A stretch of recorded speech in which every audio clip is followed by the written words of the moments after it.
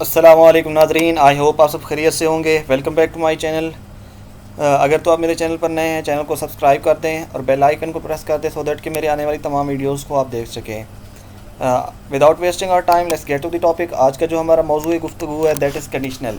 जैसे कि अपने नाम से ज़ाहिर है, कंडीशनल्स क्या होते हैं? बेसिकली कंडीशन किसी जो है ना कंडीशन के ऊपर बेस करते हैं। इसमें क्या होता है कि कोई कॉज एंड इफ़ेक्ट का रिलेशन होता है, कोई रीजनिंग होती है, किसी एक चीज़ के होने से कोई दूसरी चीज़ जो है ना वो इफ़ेक्ट होती है।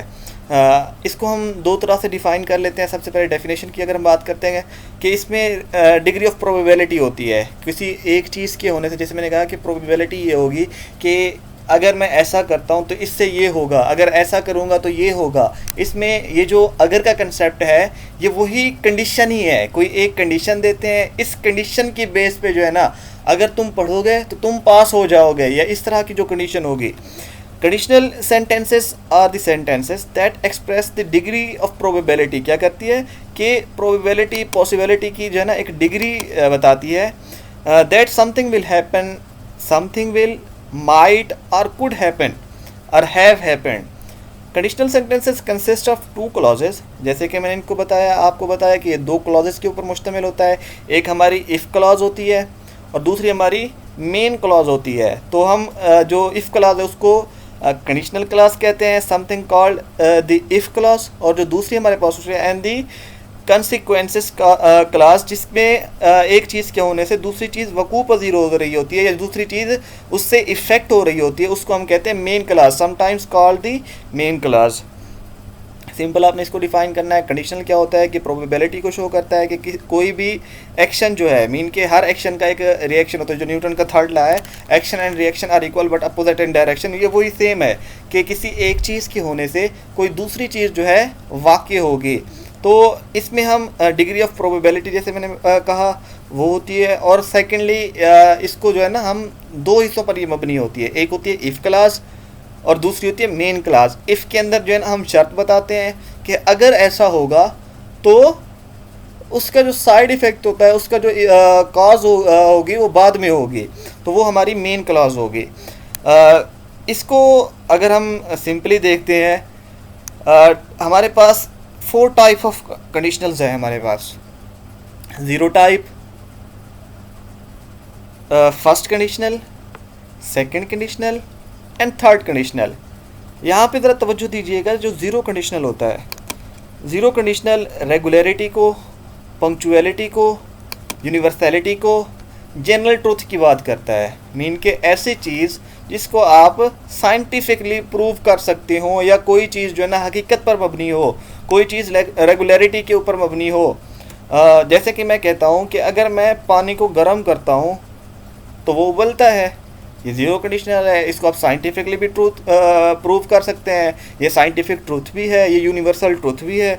इसी तरह फर्स्ट कंडीशनल जो है वो क्या होता है? फर्स्ट कंडीशनल हमेशा पॉसिबिलिटी को शो करता है। जैसे कि हमने कहा कि ज़ीरो कंडीशनल जो है वो साइंटिफिक ट्रूथ की बात करता है, वो जनरल ट्रूथ की बात करता है, वो यूनिवर्सल ट्रूथ की बात करता है। फर्स्ट कंडीशनल जो होगा वो पॉसिबिलिटी की बात करेगा, पॉसिबिलिटी बताएगा कि अगर मैं ऐसा करता हूँ तो इससे ये होगा। पहले में हमने कहा अगर मैं ऐसा करता हूँ तो ऐसा होता है, दूसरे में मैंने कहा कि अगर मैं ये करूँगा तो इससे ये होगा।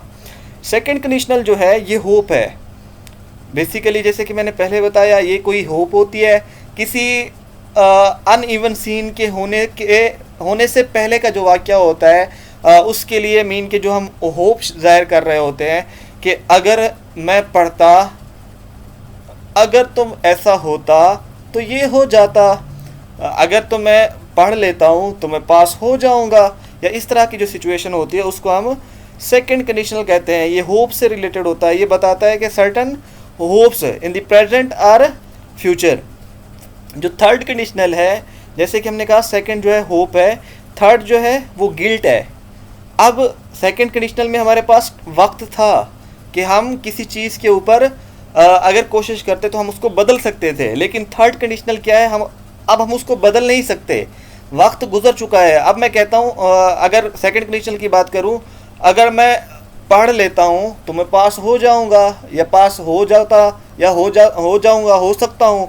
अगर मैं थर्ड कंडीशनल की बात करता हूँ, तो अगर तो मैं पढ़ लेता तो मैं पास हो जाता, यानी कि ये गिल्ट है, ये वक्त गुजर चुका है। अब वक्त गुजरने के बाद क्या है, उसके ऊपर पछतावा हो रहा है, पछता रहे हैं, तो उसको हम थर्ड कंडीशनल से रिप्रेजेंटेशन करते हैं उसकी।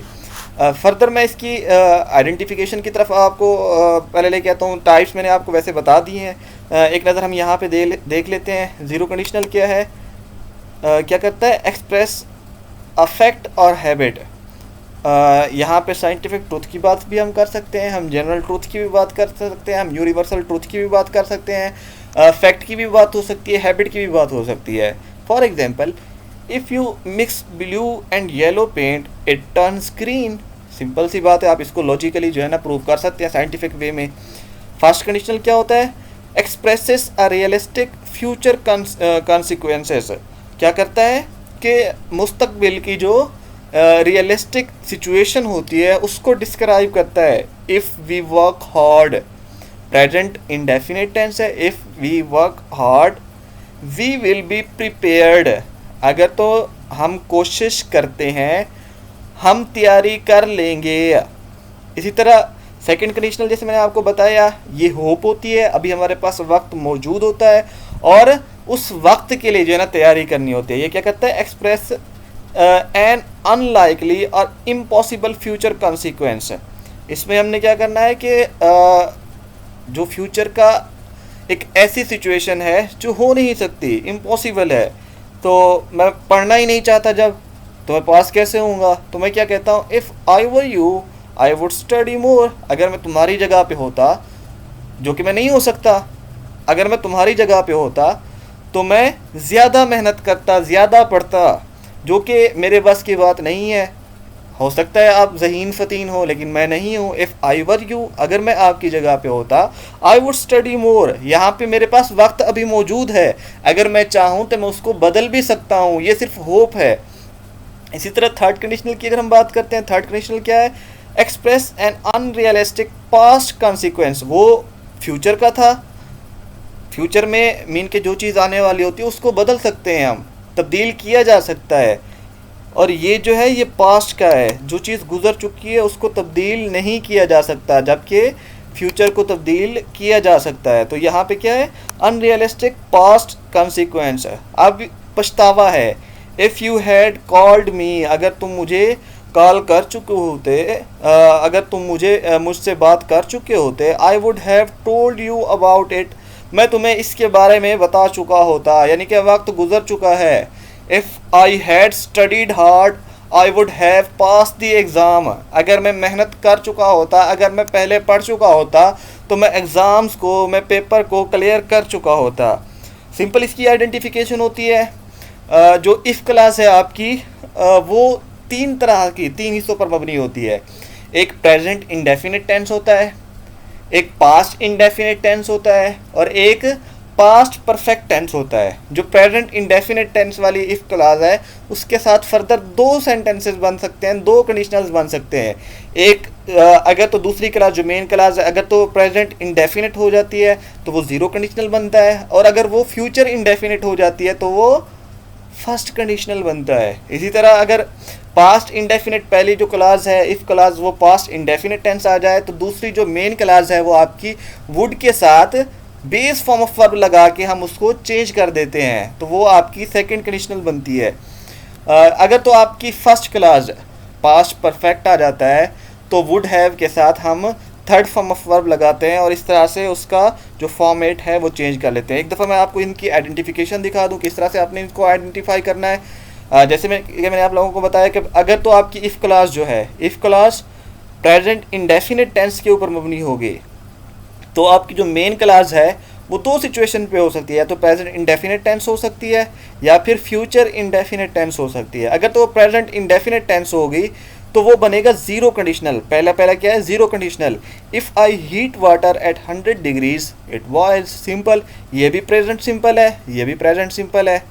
अगर तो पहले इफ़ क्लास जो है वो प्रेजेंट सिंपल आ जाता है या प्रेजेंट इंडेफिनिट टेंस आ जाता है, और आगे जो है फ्यूचर आ जाता है। यहाँ पे देखिए ऑक्सिलरी लग गई है, विल।